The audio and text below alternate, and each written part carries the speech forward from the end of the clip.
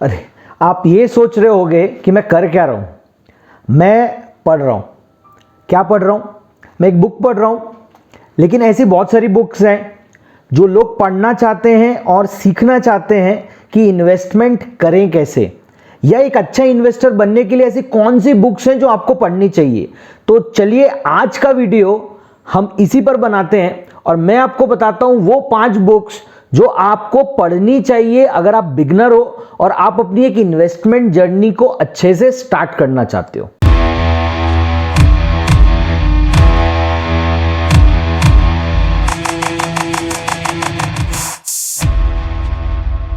तो जो हमारी पहली बुक है वो है rich dad poor dad by Robert Kiyosaki. ये बुक पहले नंबर पर क्यों है? और ये बुक ज़्यादा बात करती है रियल एस्टेट के बारे में और आप इन्वेस्ट करना चाहते हो स्टॉक्स में, तो ये बुक क्यों फीचर कर रही है इस लिस्ट में। तो अगर आप ये समझना चाहते हो तो आपको इस बुक का मैसेज समझना पड़ेगा। ये बुक आपको एक चीज़ बताती है कि 2 माइंडसेट है, एक रिच डैड का माइंडसेट है और एक पुअर डैड का माइंडसेट है। पुअर डैड का माइंडसेट कहता है कि आपको सेव करना है। अगर आप सेव कर रहे हो तो आप सुरक्षित रहोगे। आपको एक सेफ जॉब करना है ताकि आप गरीब ना रहो। लेकिन अगर आप गरीब नहीं हो और आप रिस्क नहीं ले रहे हो तो आप अमीर नहीं बन रहे हो, आप एक मिडिल क्लास बन रहे हो। रॉबर्ट आगे आपको बताते हैं रिच डैड पुअर डैड के थ्रू कि रिच डैड कहते हैं कि जो अमीर होते हैं, रिच होते हैं, वो पैसे के लिए काम नहीं करते, पैसा उनके लिए काम करता है। और जो गरीब लोग होते हैं, गरीब का मतलब यहां पर उनका कहना है कि जिनका माइंडसेट गरीब है वो अपने आवर्स सेल करते हैं। तो उनका कहना है कि अगर आप सेल्फ एम्प्लॉयड हो या आप सैलरीड पर्सन हो तो आप क्या कर रहे हो, अपने टाइम को, समय को बल्क में सेल कर रहे हो। आप सेल कर रहे हो, लोग आपको आपके समय के लिए पैसा दे रहे हैं। लेकिन जब आप एक बिजनेसमैन को देखते हो या इन्वेस्टर को देखते हो तो आप एक चीज देखते हो कि वो ज्यादा कुछ काम नहीं कर रहे हैं, उनका सिस्टम और उनके पैसे उनके लिए काम कर रहे हैं।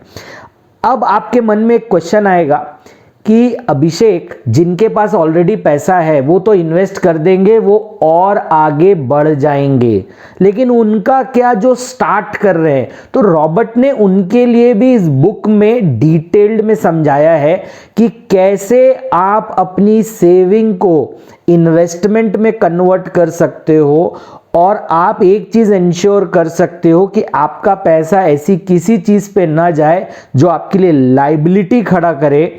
आपका पैसा उस चीज के लिए जाए जो आपके लिए एसेट खड़ा करे। तो देखिए, अगर मैं बॉटम लाइन में कहूं ना तो हमने इस बुक को क्यों चुना है? मैंने इस बुक को इसलिए चुना है क्योंकि ये आपको एक इन्वेस्टर का माइंडसेट देती है जो कि बहुत जरूरी है। स्टॉक में तो आप बाद में इन्वेस्ट करोगे, अगर आपको स्टॉक इन्वेस्टर बनना है तो आपका माइंडसेट इन्वेस्टर का होना चाहिए। सबसे खराब बात ये होती है, मार्केट में लोग आते हैं इन्वेस्टर बनने के लिए, माइंडसेट ट्रेडर का रखते हैं। तो ये बुक जब आप पढ़ोगे तो आपके लिए एक नया ही पर्सपेक्टिव निकल कर आएगा। अच्छी बात यह है कि रॉबर्ट कियोसाकी हमेशा इस चीज को ध्यान देते हैं कि वो बेस्ट ऑथर नहीं बनना चाहते, वो बेस्ट सेलिंग ऑथर बनना चाहते हैं। मतलब ये है, उनकी जो लैंग्वेज होती है वो इतनी इजी होती है कि आप जब इसे पढ़ रहे होते हो तो आपको ये लगता है कि वो आपसे बात कर रहे हैं। तो ये खूबी है उनकी लिखावट की। तो ध्यान रखिए, ये बुक आपको जल्दी से जल्दी पढ़नी चाहिए। आराम से पढ़िए, अच्छे से पढ़िए, ये आपका पर्सपेक्टिव बिल्कुल भी चेंज कर देगा। जो हमारी दूसरी बुक है वो है one up on wall street, Peter lynch के द्वारा। पीटर लिंच कौन है? पीटर लिंच एक ऐसे म्यूचुअल फंड के फंड मैनेजर रहे हैं जिसने 18 साल तक ब्रॉडर मार्केट इंडाइसेस को यूएस के बीट किया है। और ये कोई मजाक बात नहीं है, ये बहुत बड़ा अचीवमेंट है। अब जब ये कोई बात कहते हैं तो आपको इसको सीरियसली सुनना चाहिए। और अगर आप बिगनर हैं, आप बाकी किसी और फैंसी बुक के पीछे मत भागिए। सबसे पहले पीटर लिंच की कोई भी बुक उठा लीजिए, लेकिन one up on the wall street सबसे पहले उठाइए। ये आपका पर्सपेक्टिव इन्वेस्टिंग, स्टॉक इन्वेस्टिंग को लेके चेंज करेगा। उनका मैसेज ये है कि रिटेल इन्वेस्टर के पास में ज़्यादा पावर है, ज़्यादा ताकत है और ज़्यादा एज है in terms of institutional investors, क्योंकि इंस्टीट्यूशनल इन्वेस्टर्स को जवाब देना होता है तो वो सेफ खेलते हैं। जो आपके इंस्टीट्यूशनल इन्वेस्टर्स होते हैं वो बेसिकली सैलरीड पर्सन्स होते हैं जो आपके लिए अपने इंस्टीट्यूशन की तरफ से पैसा मैनेज करते हैं। लेकिन जब आप मैनेज करते हो तो आप एक बिजनेसमैन की तरह देखते हो। जब आप इस बुक को डिटेल में पढ़ेंगे तब आपको समझ में आएगा कि पीटर लिंच ने बहुत विस्तार से आपको बताया है कि ग्रोथ स्टॉक्स क्या है, सिक्लिकल स्टॉक्स क्या है, 10 बैगर्स क्या होते हैं, इसे कैसे देखना चाहिए। अब अगर आप नए आए हो तो आप बोलोगे 10 बैगर्स क्या होता है। 10 बैगर्स का मतलब कि आपका जो 50 रुपए का स्टॉक है वो 500 रुपए तक कैसे जाता है, 10 टाइम्स कैसे बढ़ता है। तो ये सारी चीजें तो आपको पता चलेंगी, लेकिन अभी मैं आपको एक मैसेज बता देता हूं ताकि आप डिसीजन ले पाओ कि आप बुक पढ़ोगे कि नहीं पढ़ोगे। तो मैसेज सिंपल है। मैसेज ये है कि सबसे पहले तो एक इन्वेस्टर को यह देखना चाहिए कि ऐसी वो कौन सी चीजें हैं जिसको वो यूज करता है। अगर वो इसे यूज कर रहा है तो उसके जैसे बहुत सारे लोग होंगे जो इसे यूज कर रहे होंगे। अब उसके जैसे अगर बहुत सारे लोग इस प्रोडक्ट को यूज कर रहे हैं तो कंपनी बेहतर काम कर रही होगी, और अगर कंपनी बेहतर काम कर रही है तो कंपनी प्रॉफिटेबल होगी। तो इसे बहुत आसानी से आप पहुंच सकते हो ऐसे स्टॉक्स की तरफ जो कि अच्छा काम कर रहे हैं। अगर हम इंडियन पर्सपेक्टिव में देखें और एक एग्जांपल के तरीके से मैं आपको बताता हूं, जब आप मैगी खाते हो तो आप किसको पैसा दे रहे हो? आप नेस्ले को पैसा दे रहे हो। जब आप आशीर्वाद आटा खा रहे हो आप किसको पैसा दे रहे हो? आप आईटीसी को पैसा दे रहे हो। तो अब जब आप ये देखते हो कि आप इन कंपनियों के प्रोडक्ट सालों से यूज कर रहे हो, लेकिन क्या आप इस कंपनी के मालिक बने? नहीं, आप हमेशा कंज्यूमर बने, आप कभी ओनर नहीं बन पाए। तो पीटर लिंच का कहना यह है कि अगर आप बोरिंग कंपनियां, डे टू डे लाइफ की कंपनियों को भी अगर सही समय पर पिक करते हो और आप बने रहते हो मार्केट में लंबे टाइम तक, तो आप अच्छे खासे पैसे कमा सकते हो। बहुत अच्छा लिखते हैं और बहुत आसानी से आपको एग्जाम्पल्स के थ्रू बताते हैं। और एक चीज ध्यान रखिएगा, क्योंकि एग्जाम्पल्स जो होते हैं वो यूएस के होते हैं तो बहुत बार आपको समझ में नहीं आता। तो इस कुछ चीजें ऐसी होती हैं जो अगर आपको नहीं भी समझ में आती हैं तो हमने क्या करके रखा है, ये सारे बुक्स जो मैं आपको रेकमेंड कर रहा हूं ये सबके डिटेल्ड वीडियोस मैंने बनाए हुए हैं। लिंक आपको डिस्क्रिप्शन बॉक्स में मिल जाएगा, आप उसे जाकर देखेंगे तो वहां पर मैंने जो एग्जाम्पल्स दिए हैं वो थोड़े से इंडियन कॉन्टेक्स्ट में दिए हैं। तो आप बुक भी पढ़ेंगे और अगर आप वो वीडियो देखेंगे, जब दोनों को कंबाइन करके देखेंगे तो आपकी समझ थोड़ी सी ज्यादा बेहतर होगी। तो जो हमारी तीसरी बुक है वो है द इंटेलिजेंट इन्वेस्टर। अब अगर इन्वेस्टिंग की बात हो और बेंजामिन ग्राहम की बात ना हो तो कैसा होगा? तो ये जो बुक आप देख रहे हो ये बुक रेकमेंड करते हैं वॉरेन बफे भी। और मैं आपको एक बात बताना चाहूंगा, ये एक ऐसी बुक है जिसे बताते बहुत सारे लोग हैं, रेकमेंड बहुत सारे लोग करते हैं, लोग इसे खरीदते भी हैं बट इसे पढ़ नहीं पाते। क्यों नहीं पढ़ पाते उस चीज को भी समझिए। ये बुक एंटरटेनमेंट के लिए नहीं लिखी गई है, ये बुक एकदम डीप डाइव है आपकी वैल्यू इन्वेस्टिंग पे। तो अगर आप डायरेक्टली इस बुक को पढ़ेंगे और आप सोचेंगे कि आपने स्टॉक्स के बारे में ज्यादा कुछ पता करके रखा नहीं है, सिर्फ ये बुक पढ़ लेंगे और आप एक अच्छे इन्वेस्टर बन जाएंगे, तो अनफॉर्चुनेटली आपके लिए ये न्यूज़ खराब है, क्योंकि ये बुक आप कंप्लीट ही नहीं कर पाओगे। और मैं आपको गारंटी से बोलता हूं, आप कोई भी एक यूट्यूब चैनल उठा के देख लो या कोई भी आप बुक रिव्यू देख लो, आपको कहीं पे भी कोई ये नहीं बताएगा कि ये एक ऐसी बुक है जिसको फिनिश बहुत कम लोग कर पाते हैं। क्यों कर पाते हैं उसका कारण, क्यों नहीं कर पाते हैं उसका कारण मैंने आपको बताया कि ये बुक इतनी ईजी नहीं है। लेकिन इस बुक का भी तो एक मैसेज होगा कि मुझे इस बुक को पढ़ना क्यों चाहिए। तो देखिए, जब आप स्टॉक सिलेक्शन करते हैं या स्टॉक्स के बारे में सोचते हैं तो आपको लगता है कि अगर कोई स्टॉक तेजी से बढ़ रहा है और साल दर साल उसके अगर प्राइसेस बढ़ रही हैं तो वो अच्छा स्टॉक है। बेंजामिन ग्राहम का कहना यह है कि आपको स्टॉक तब पिक करना है उस कंपनी का जब वो अपनी एक वर्थ से नीचे चल रही है, जिसे हम कहते हैं इंट्रिंसिक वैल्यू।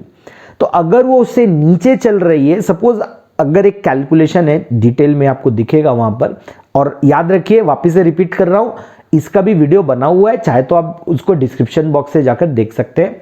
तो क्या होता है कि अगर एक कंपनी की वैल्यूएशन मेथड दिया हुआ है, उसके द्वारा अगर उसकी वैल्यूएशन निकलती है 140 रुपए और वो स्टॉक आपको 110 रुपए में मिल रहा है या 120 रुपए में मिल रहा है, तब आपको इस स्टॉक को खरीदना चाहिए। क्यों? क्योंकि वो आप पर आपको एक मार्जिन ऑफ सेफ्टी मिल रहा है कि अगर आप थोड़े बहुत गलत भी हो गए तो आप इस स्टॉक को एक अच्छे वैल्यूएशन पे खरीद रहे हो, ना कि ओवर वैल्यूएशन पे। तो जब आप इस बुक को डिटेल्ड में पढ़ोगे तब आपको समझ में आएगा कि उन्होंने बहुत अच्छे से पहले समझाया है कि डेट इक्विटी का पोर्टफोलियो कैसे होता है, जिसको वो स्टॉक्स और बॉन्ड्स का पोर्टफोलियो कहते हैं। 50-50 रखने से क्या होता है, किस तरीके के स्टॉक्स होते हैं, डिफेंसिव स्टॉक्स क्या होते हैं, कॉमन स्टॉक्स क्या होते हैं, ये सारी जानकारी आपको इस बुक में मिलेगी। लेकिन ये बुक एक टेक्स्ट बुक की तरह है जिसे आपको बहुत ध्यान से पढ़ना चाहिए। और एक पर्सनल रिकमेंडेशन मेरा ये है, पहले आप थोड़ी सी हल्की बुक्स पढ़ें। पीटर लिंच की बहुत सारी बुक्स एक बार पढ़ ले। अगर आप ये सारी बुक्स पढ़कर इस बुक पर आते हैं तो आपके लिए इसे डाइजेस्ट करना इजी होगा। लेकिन ये एक मस्ट रीड है।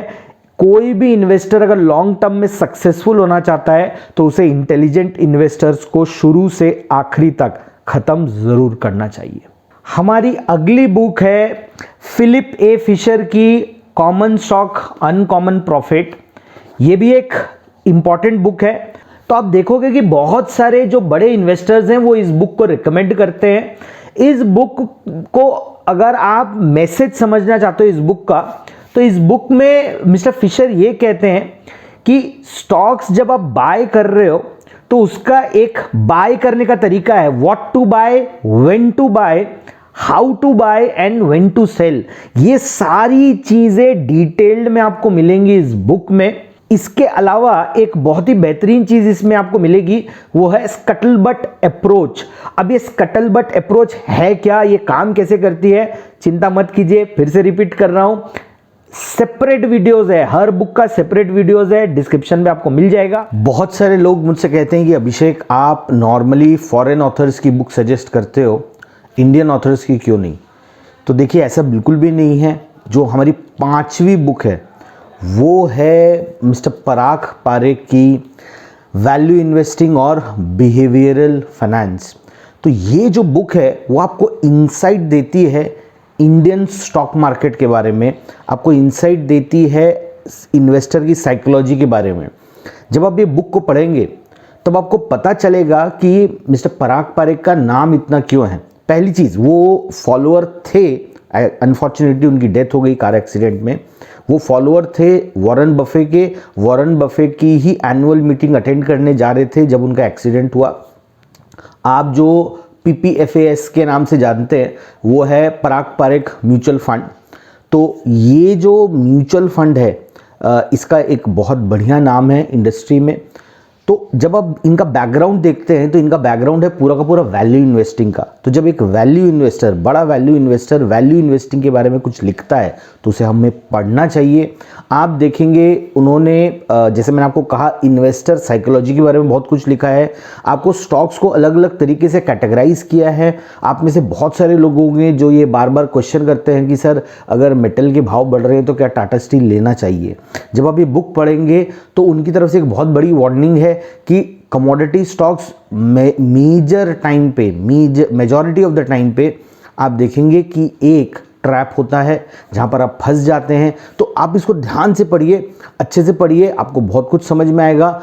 PSU स्टॉक्स के बारे में उनकी क्या राय है, एक बहुत ही स्ट्रांग व्यू है उनका, मैं आपको यहाँ पर अभी नहीं बता रहा हूँ। आप बुक को पढ़िए, बहुत बढ़िया बुक है। और यही एकमात्र ऐसी बुक है जिसका मैंने डिटेल्ड वीडियो अभी तक नहीं बनाया है, लेकिन बहुत जल्दी मैं वो भी बना लूँगा। तो ये थी वो हमारी 5 बुक्स जो हमें लगता है कि आपको जल्द से जल्द पढ़ लेनी चाहिए अगर आप एक अच्छे इन्वेस्टर बनना चाहते हो।